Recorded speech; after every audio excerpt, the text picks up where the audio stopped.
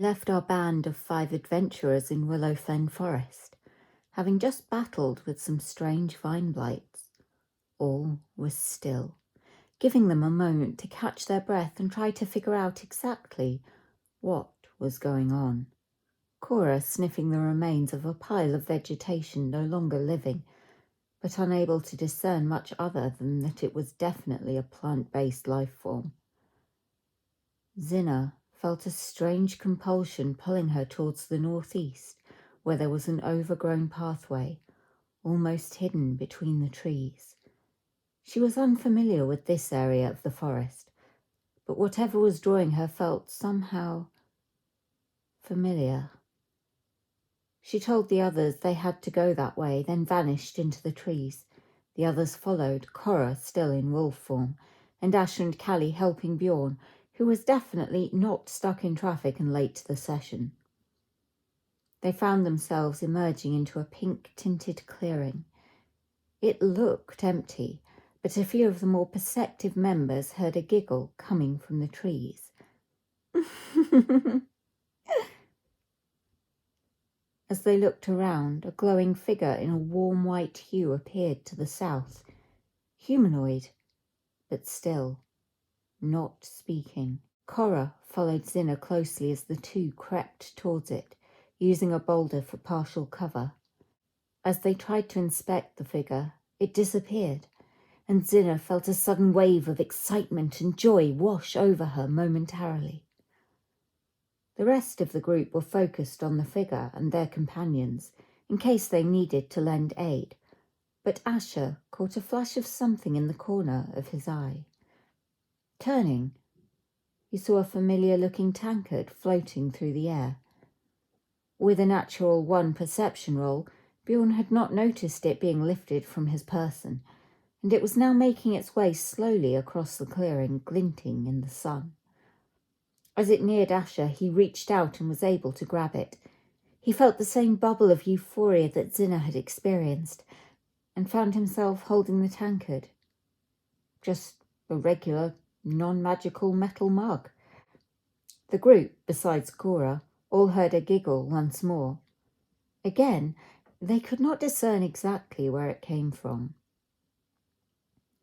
Another object appeared at the north end of the clearing, opposite where the glowing figure had been standing.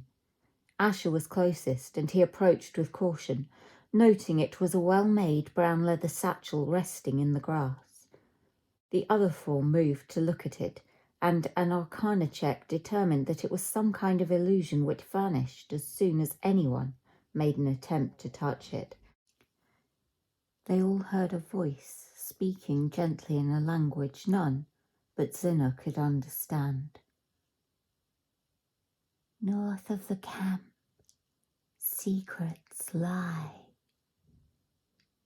Whilst they were pondering the meaning of this, and Callie was trying to persuade the others that they should just leave because something odd was going on, Asher felt another flash of joy. In the centre of the glade, a large tree appeared with a hollow in its trunk. Cora, still in wolf form, approached warily, cocking her leg. As she did so, the same voice was heard again, speaking this time in a language which none of them could understand. The illusion disappeared, and it was Cora who this time felt the sudden rush of joy flood through her. Only Zinna felt a gentle breeze disturbing the air beside her, as the same voice whispered in Sylvan, "To the south, danger lies." The group decided enough was enough and headed back to the abandoned campsite they had previously stumbled across. It's a shame none of them saw the little fairy dragon that inhabited the glade, having fallen through somehow from the Feywild. Oh well. It did not take long for the group to reach their destination, and they were untroubled by any further events, having battled the vine blights guarding the way. They headed north, a narrow path opening into a larger crevice filled with webbing. At the far end, a cavernous opening yawned, the light barely penetrating through the tangles of sticky white threads. There were several large mounds that looked a lot like eggs. Zinna hopped up to inspect one, accidentally poking it and alerting a swarm of tiny spiders to her presence. They covered her white fur, tiny teeth biting into her. Callie wrapped his sword in cloth and set it alight, then took a swipe at the arachnids, clearing about a third of them. Zinna used her rogue ability to disengage, shaking off the swarm from her body before swiping at them with her bow, but missing.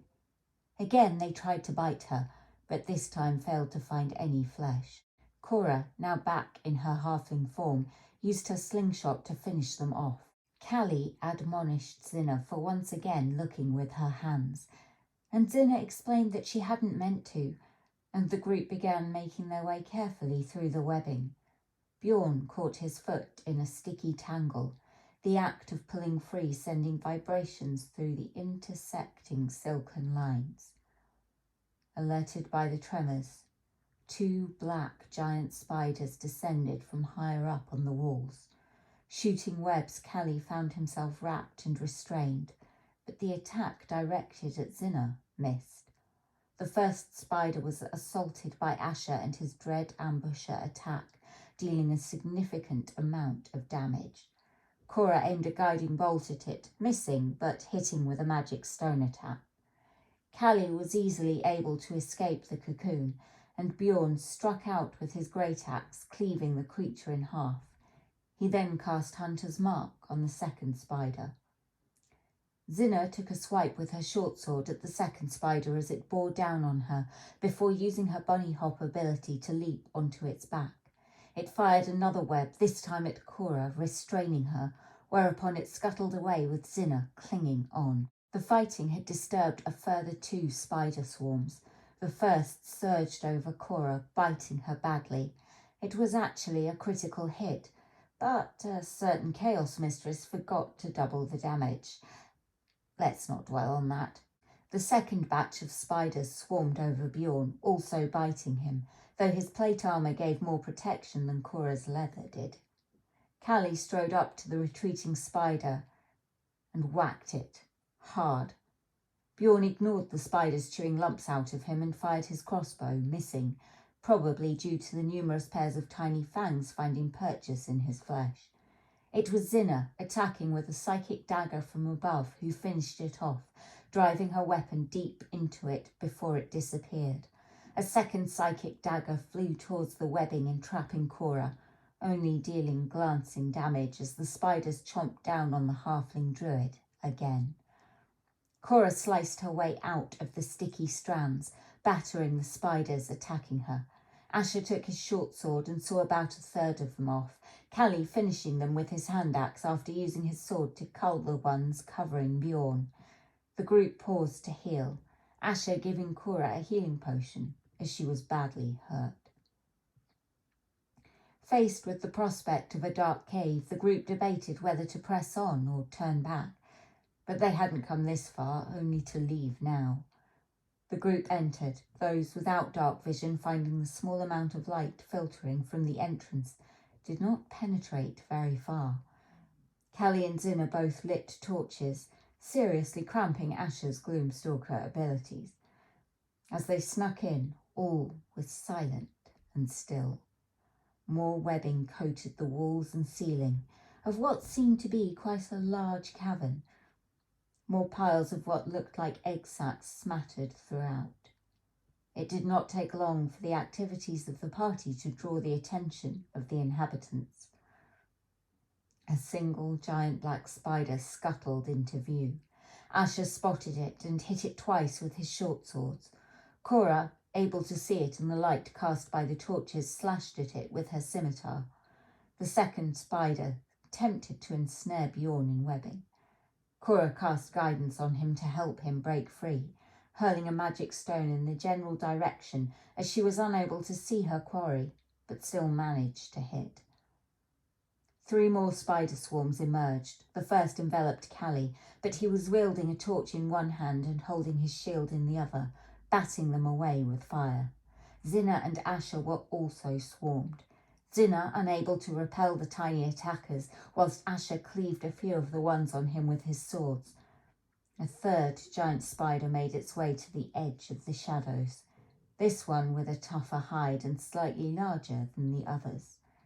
Bjorn, breaking free of the web restraining him, cast Hunter's mark on it. Asher shot it with an arrow, and Cora sent a guiding bolt, missing with it again, but hitting with a magic stone. Callie, unable to see exactly where this spider was, went for the second one, burning it to death with his torch. Bjorn tried to hit the larger spider but missed, and Cora also missed with both her guiding bolt and magic stone attacks. The spider tried to ensnare Callie but missed, retreating further up the wall as it was now badly hurt. Bjorn and Callie were able to use axes to defy logic and somehow dispatch the remainders of the spider swarms, along with a magic stone from Cora, which rebounded off each spider and onto the next. Both Callie and Bjorn took attacks of opportunity at the retreating creature, Callie singeing it with his torch, but Bjorn swinging his axe wide. It was Zinna who delivered the killing blow, firing an arrow into its large, hairy body.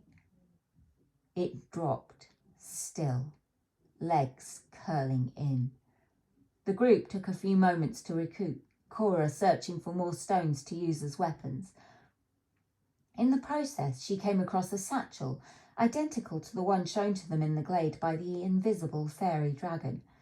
An arcana check revealed it to be a man-bag of holding, similar to a bag of holding, but in a more subtle brown colour. Cora appended it, finding a pouch of 50 gold which she shared out evenly, 5 arrows which she gave to Asher and he shared with Zinna, and a scrap of paper on which was a badly drawn map of something? Somewhere? Bleeding and tired, they made their way back to the abandoned camp.